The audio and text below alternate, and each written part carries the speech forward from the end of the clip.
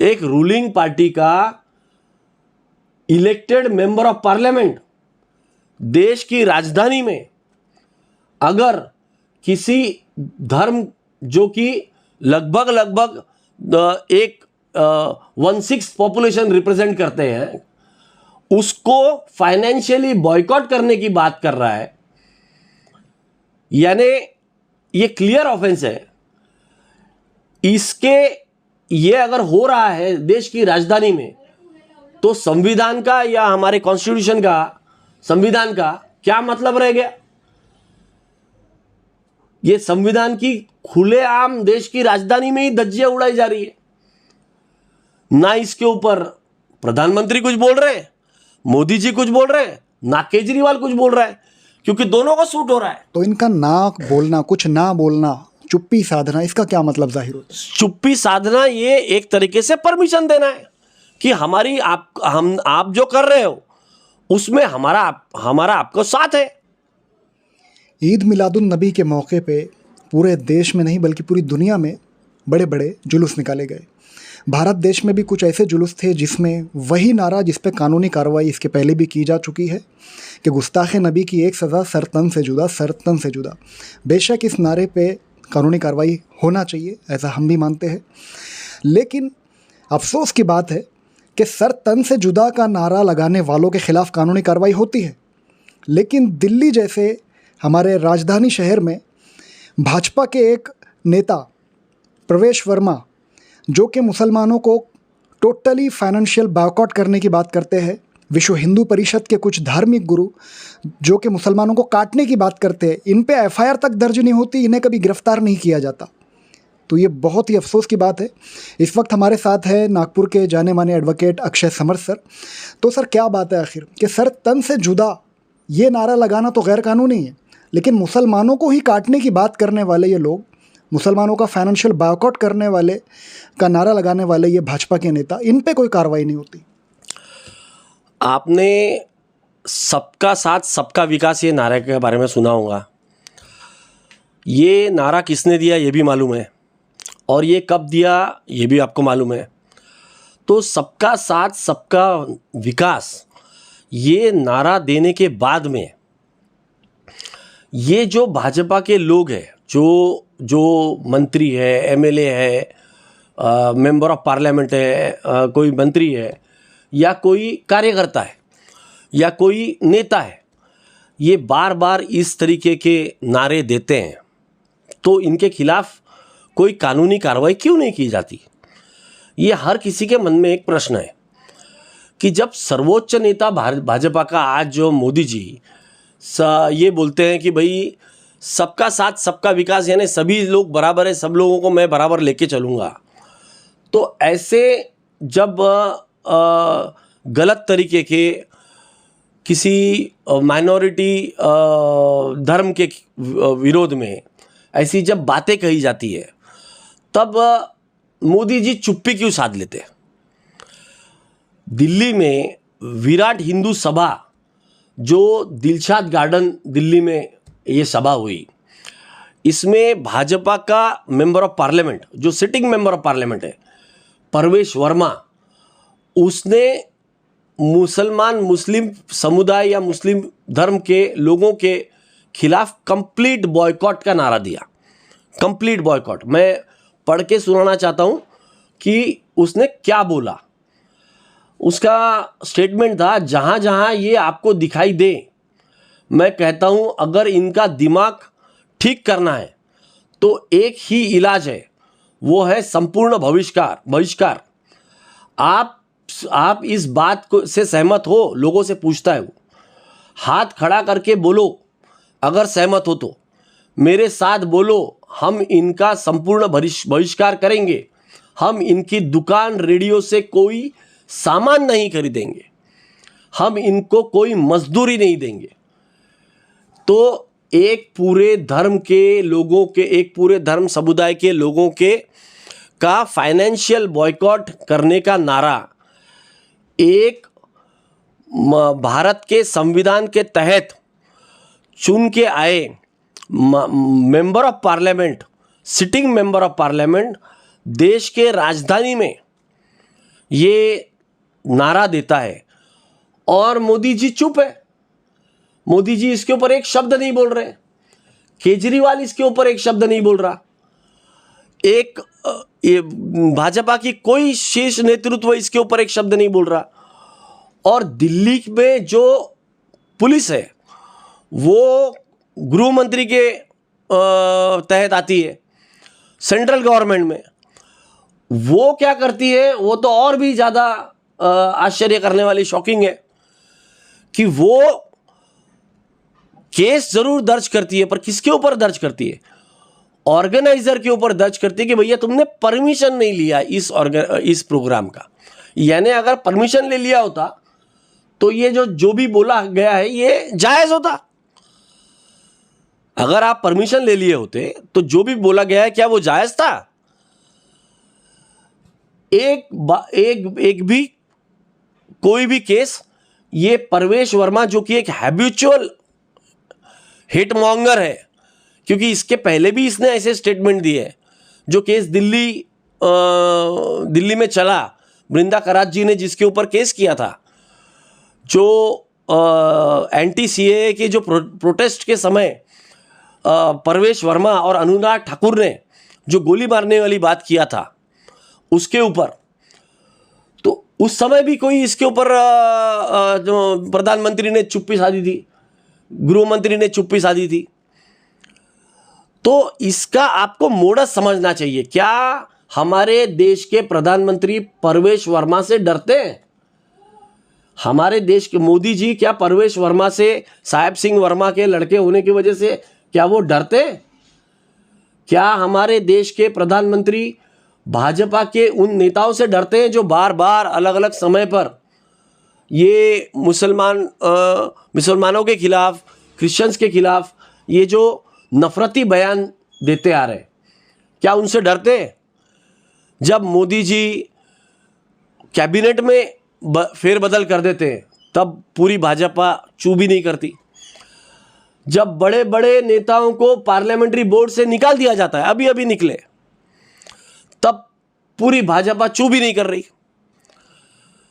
परंतु कोई भोपाल का एमपी अगर हमारे देश के महात्मा गांधी के ऊपर अगर कोई स्टेटमेंट इशू कर देती है कि भाई उनके जो कातिल है वो देशभक्त थे, उस समय उनको दर्द होता है, पर उन्होंने उसके आगे कुछ भी नहीं किया। उस मेंबर ऑफ पार्लियामेंट के तेवर आज भी वैसे ही बरकरार है। परवेश वर्मा जैसे लोग बार बार स्टेटमेंट करते आ रहे, कपिल शर्मा जैसे, कपिल मिश्रा जैसे लोग बार बार स्टेटमेंट करते आ रहे, और इनको फिर रिवार्ड भी किया जाता है, इनको बख्शीश दिया जाता है, उसको किसी को मंत्री बना दिया जाता है, किसी को कुछ बना दिया जाता है। तो ये एक समझने वाली बात है कि एक तरफ मैं सबका साथ सबका विकास बोलूंगा, आप अपनी नफरती राजनीति चलने दो। एक तरफ ये जो एमएलए एमपी इनके नेता ये देश के माइनॉरिटीज़ के खिलाफ, देश के अलग अलग समुदायों के खिलाफ गलत बातें करेंगे, और मोहन भागवत जी मस्जिदों में चक्कर लगाएंगे कि भाई सब हम आप साथ में हैं।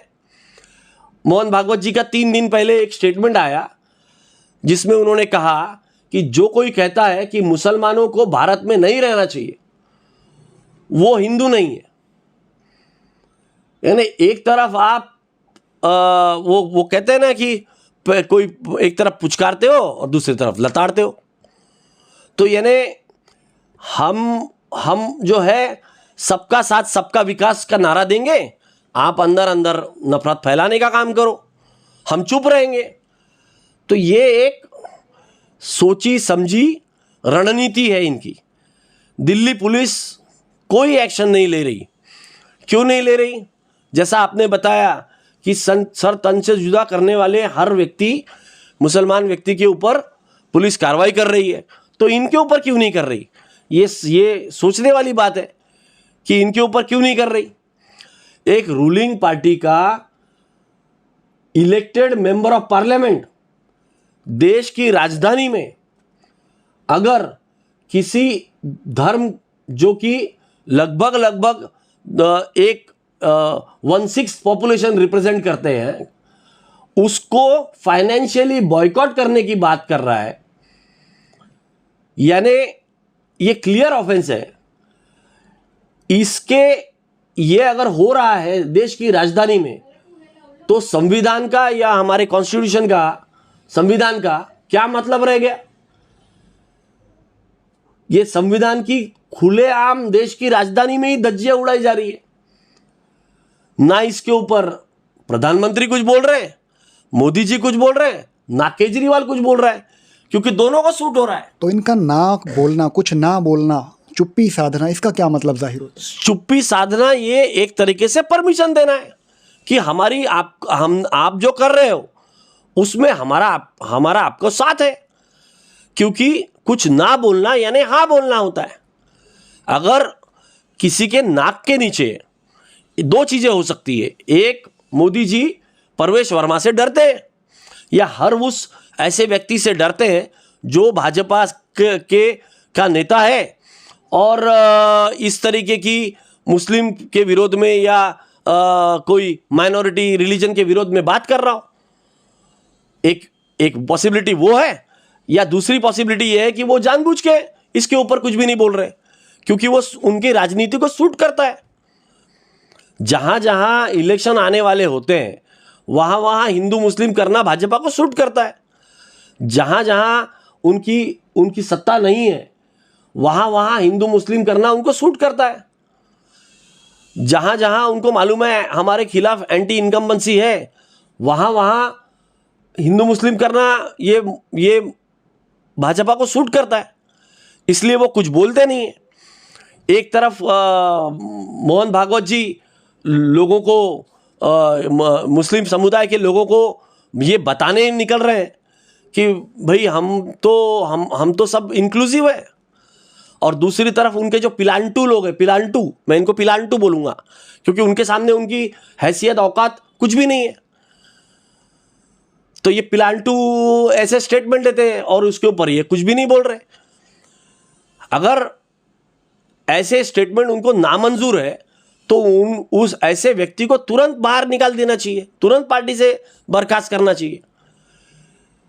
तो आप बर्खास्त नहीं कर रहे हो, इसका मतलब यह है कि आप उसको मंजूरी दे रहे हो, आप उसको साथ दे रहे हो कि भैया हाँ बढ़िया है, तूने बढ़िया किया, चलने दे, हम तेरे साथ हैं, हम तेरे ऊपर कोई ऑफेंस नहीं रजिस्टर होने देंगे, हम तेरे खिलाफ कुछ भी नहीं होने देंगे।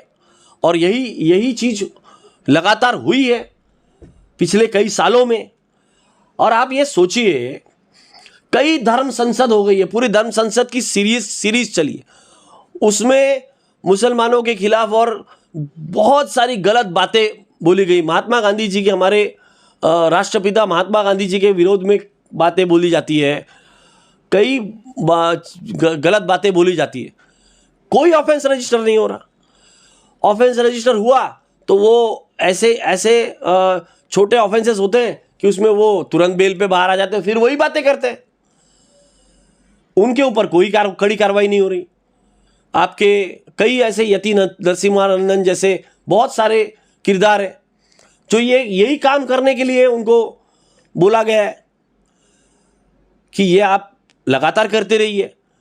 अनुराग ठाकुर और परवेश वर्मा के खिलाफ जब केस किया गया, बृंदा करात जी ने जब कोर्ट में केस डाला, तब हमारी जुडिशरी की हद, अब क्या बोले कि जस्टिस चंद्रधारी सिंह ने जो जजमेंट दिया कि भाई मुस्कुराते हुए अगर कोई बात, नफरती बात बोली जाए तो उसके ऊपर एक्शन नहीं ली जा सकती, उसको वो गुनाह नहीं है।